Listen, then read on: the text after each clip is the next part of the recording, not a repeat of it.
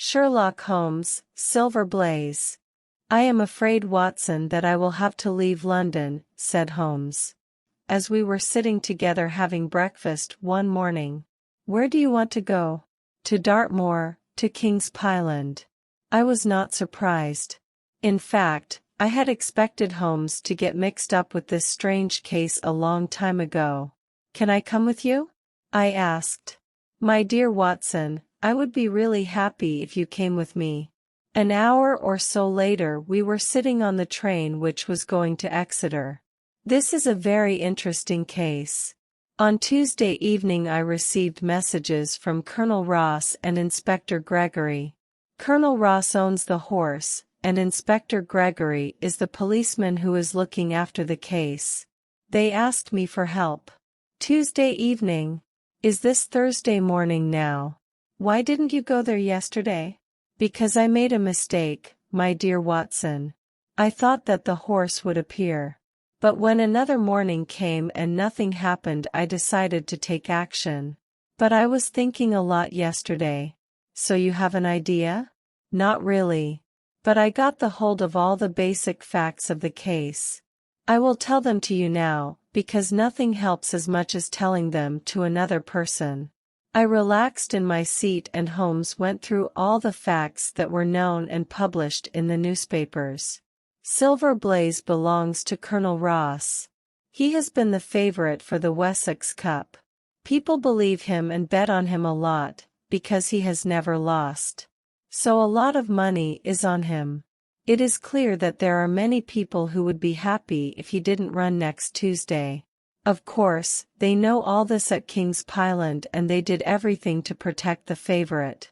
His trainer is John Straker and he has worked for Colonel Ross for 12 years. He has 3 men to help him. One of the men each night slept with horse. There are no houses near the place. About half a mile to the north there are several houses for people who want to enjoy the good Dartmoor air. Then there is the village Tavistock, which is 2 miles to the west.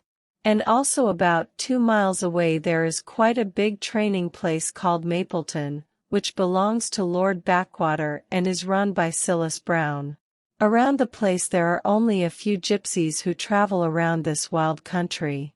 On Monday evening the horses trained and they locked everything at 9 o'clock. 2 of the men went to the trainer's house, where they ate dinner in the kitchen, while the 3rd man, Ned Hunter, was with the horse. A few minutes after 9 a girl took the dinner to Ned Hunter. The dinner was a dish of curried mutton. She had the dish in one hand and a lamp in the other. It was dark. She was 30 yards from the house when a man came out of the darkness and called to her to stop. She saw that the man looked like a gentleman. He was wearing a suit. He had a heavy stick in his hand. He was nervous. "Can you tell me where I am?" he asked. "You are in the King's Pyland training place," she said. "Oh really? Then I am lucky," he cried. "Look, I will give you a lot of money if you give this to the boy who is sleeping with the horse tonight." The man took out something white from his pocket.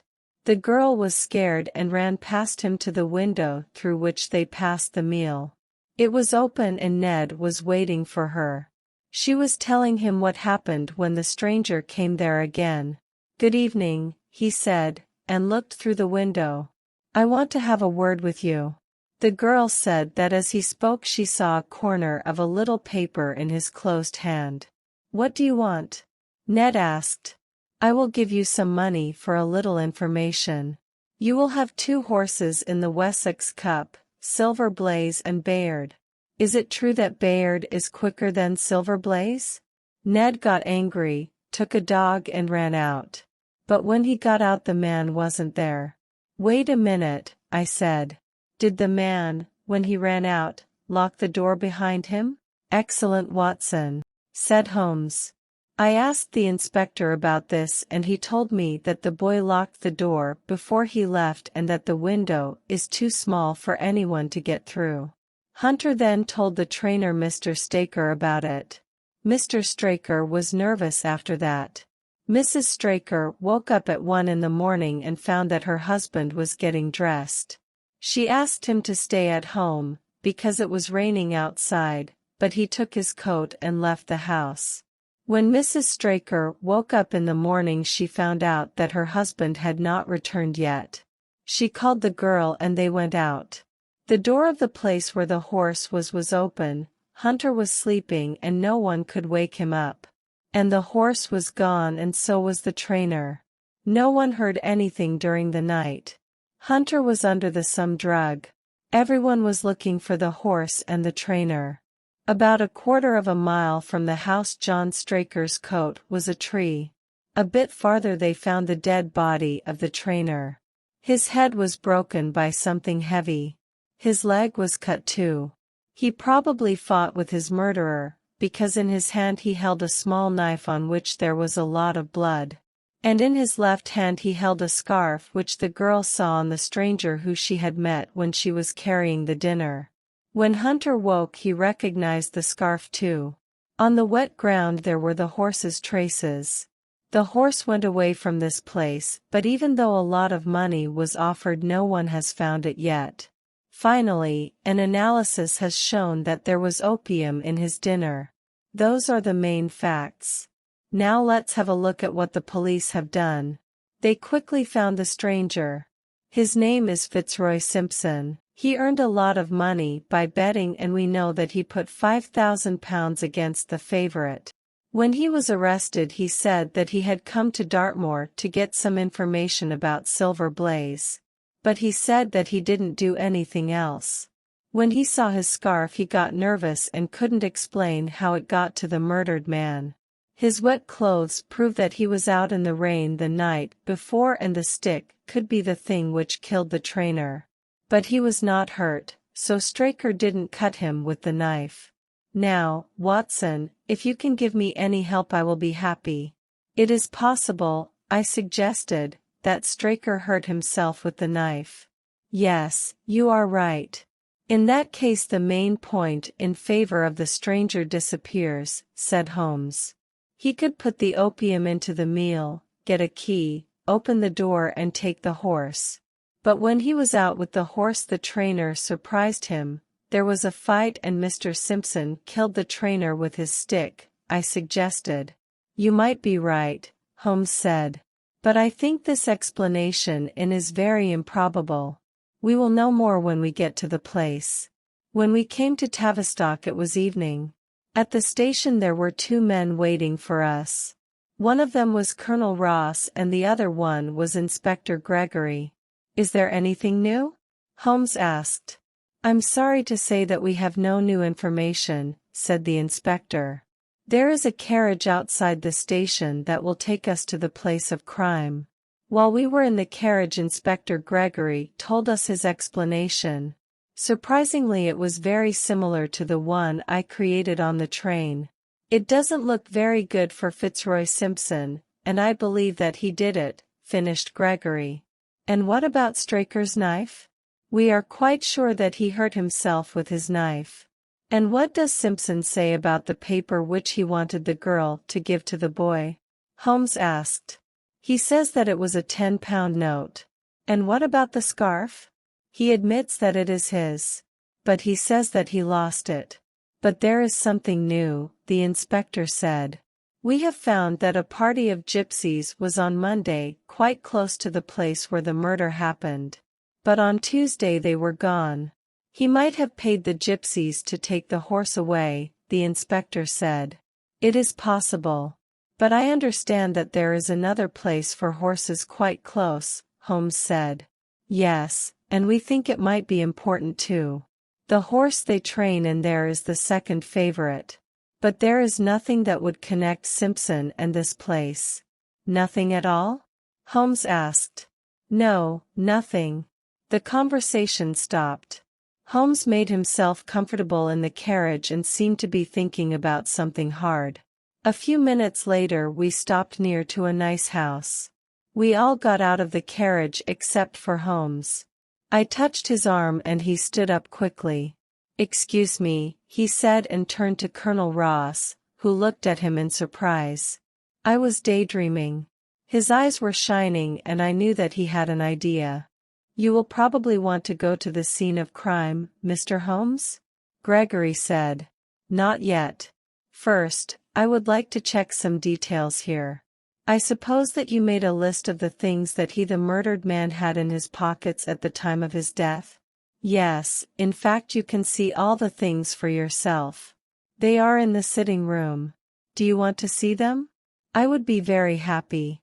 We went into the room and sat around a table. The inspector took a small box, unlocked it and put several things in front of us. There was a box of matches, 2 pieces of candle, silver watch, £5, a pencil, a few papers, and a very sharp knife. This is a very special knife, said Holmes. Yes, this is a scalpel. I said. I thought so. It is used for very precise work. It is a strange thing for a man to carry with him for his protection. He probably couldn't find anything better, the inspector suggested. Yes, it is possible. What are these papers? Holmes asked. 3 of them are receipts from some shops.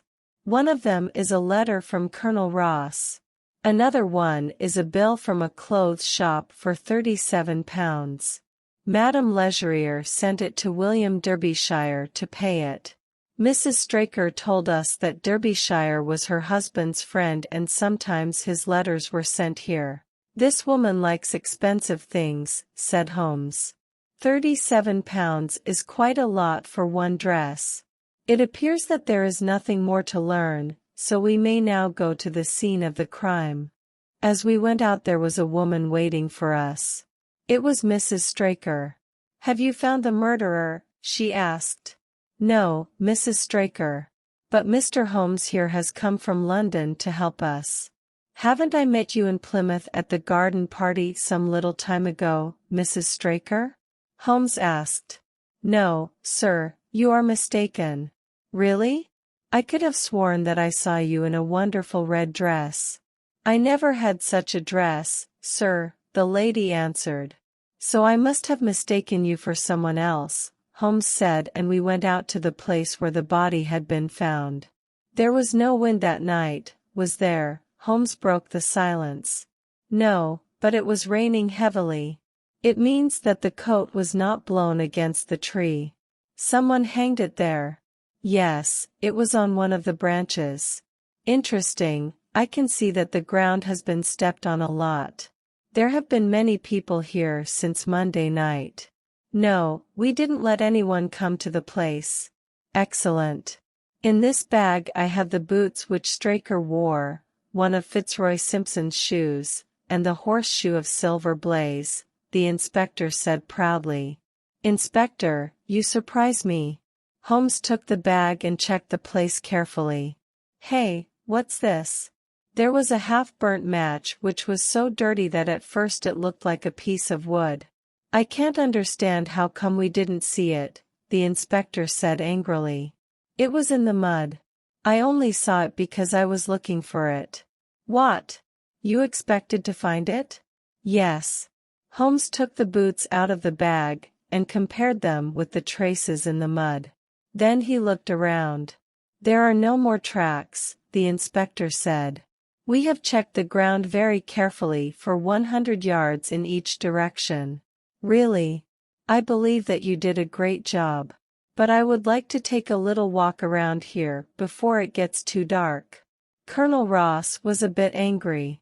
You will find us and in the house when you finish your walk, he said and went away with the inspector. I and Holmes walked slowly. The sun was going down. We were quiet.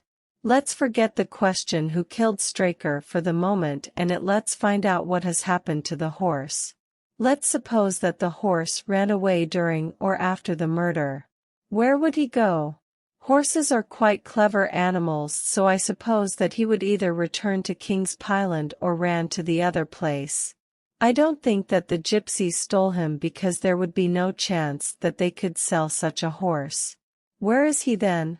As he is not at King's Pyland, I think that he must be at Mapleton. Look over there. There is a strip of land which was certainly very wet on Monday night. If I am not mistaken, then the horse must have crossed the place and there will be his tracks. Holmes was right. The track was very clear, and when he took out the horseshoe it fitted perfectly. We went on, and after some time we again came across the tracks. And the horseshoe fitted again. But this time there were human tracks too. Holmes saw them first. The horse was alone before, I cried. Yes, you are right. It was alone before, but now someone is walking next to it, Holmes agreed. We went on and we didn't have to go far. We soon came to a road which led to Mapleton. As we came nearer, a man ran out of it. "We don't want any strangers here," he shouted. "I only wanted to ask a question," Holmes said. "Would it be too early if I came to see your master, Mr. Silas Brown, at 5 o'clock in the morning?" "No, he is always the first person up. But he is here, sir, and you can talk to him now. You do not have to come that early." An angry-looking old man came out. "What do you want here?" "I want to talk with you for 10 minutes, Holmes said in the sweetest voice. "I have no time to talk. We don't want any strangers here. Go away or I will call a dog."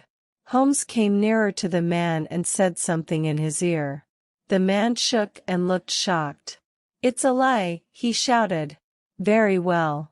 Shall we argue about it here in public, or shall we discuss it in your house? So come in. We can discuss it in my house." Holmes smiled. "Watson, I will be back in a few minutes." It was 20 minutes before Holmes came.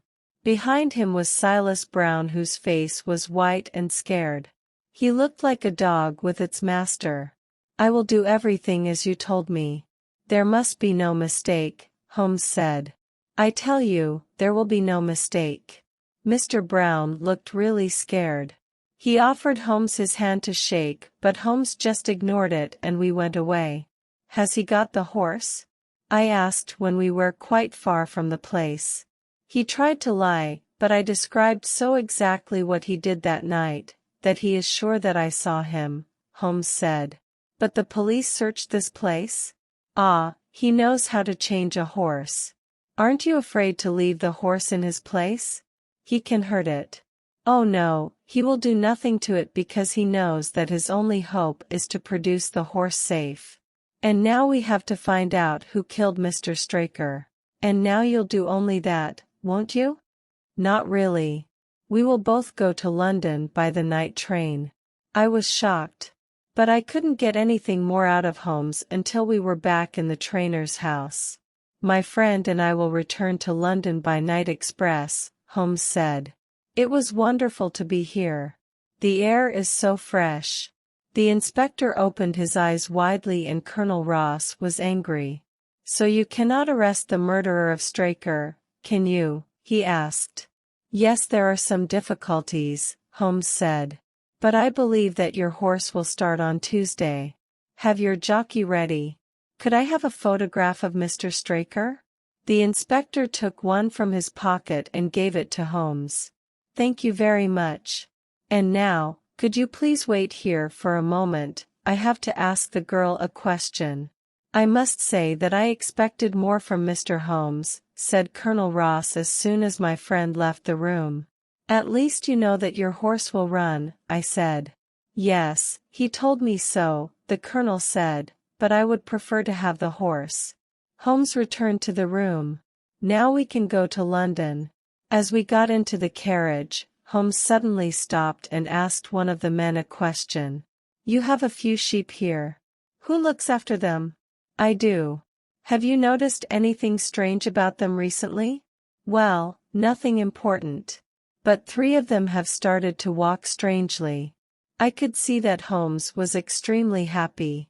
"Inspector, I think that this is extremely important." Inspector's face was serious. "You think that it is important?" he asked. "Yes, extremely. Is there anything else that I should pay attention to?" "Yes, the dog's behavior that night is very interesting too." "The dog did nothing that night." That's exactly what I'm talking about, Holmes said. 4 days later Holmes and I were again on a train which went to Winchester. We went to see the race for the Wessex Cup. Colonel Ross met us outside the station. He was serious and he was very cold to us. I haven't seen my horse, he said. I believe that you would know your horse when you saw him? Holmes asked. The colonel was very angry. I have had horses for 20 years. Everyone knows Silver Blaze because it has white head and a white spot on his leg. How are the bets going? Well, that is interesting. The bets on Silver Blaze are very low now. Everyone believes that he will win. Holmes said. Somebody knows something. We went to the course in silence. The colonel was very angry and Holmes didn't want to say anything. Look, there is the list of the horses. All 6 of them are running. I cried. All 6? Then my horse is running, the colonel shouted. But I can't see him. There he is. I pointed to the last horse which was carrying a jockey in colonel's colors. That's not my horse, cried the colonel. It is black. There is not one white hair on its body. Well, let's see how well he runs, my friend said. The start was perfect. The horses were coming very close to each other. We had a perfect view as the horses came to the straight. The second favorite from Mapleton showed in the front. But he wasn't first for long. Colonel's horse came out and passed the finishing line 10 meters before the other horses. The colonel was really happy. I won, but I don't understand. Please, Mr. Holmes, could you explain? Certainly, I will tell you everything. If you use a bit of water and wash your horse's face with it, you will see your old Silver Blaze. I am shocked. You have done wonders. The horse looks a very fit and well. It never ran better. I am sorry for having doubted your ability.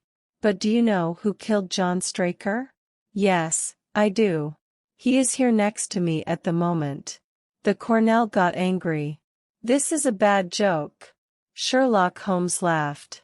No, I have never thought that you killed the trainer, Colonel, he said.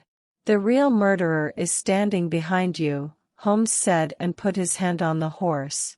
The horse, me and the colonel cried. Yes, the horse. But he did it in self-defense. Can you explain that? I asked. Yes, let's start at the beginning. The first important point was the opium. It has a very strong flavor and if you mixed it with normal food you would feel it and you would probably stop eating. But curry is so strong that it hid the drug. So who decided to have curry for dinner that night? Certainly not Fitzroy Simpson. He couldn't plan this and so it was not him. The only people who could decide this were the trainer, Mr. Straker, and his wife. And here comes the fact that the dog was quiet. Someone came to the horse, took him and the dog was quiet. The dog must have known this person very well, so again it couldn't be Fitzroy Simpson. I am pretty sure that John Straker went there that night and took the horse. But why? We must not forget the special knife he had with him. As my friend Watson told us, it is a knife which is used for operations. So what did Straker want to do with the knife? He wanted to cut the horse, so that it could not run in the race. And when we looked through the things he had in his pockets we could see why he did it too. There was the bill for Mr. Derbyshire for £37. So I went to the clothes shop and showed them Straker's photo. They told me that it was Mr. Derbyshire and that he had a beautiful wife. So John Straker needed money to pay for his lover. Then I thought that Straker would not risk such an operation without some training. So I asked about the sheep and learned that they started to walk badly recently. I believe that Straker tried the cutting on them. So that night Straker put the drug into the meal and took the horse out and went to a place where he could not be seen. He probably found Simpson's scarf and wanted to use it to stop the blood. But the animal felt that something was wrong or it may have seen the knife. It got wild and kicked Straker into head several times and then it ran away. Fortunately it didn't run far and one of your neighbors took care of him. Colonel Ross was surprised. What a strange case. Yes, it was. But it is over now. Let's watch the races now.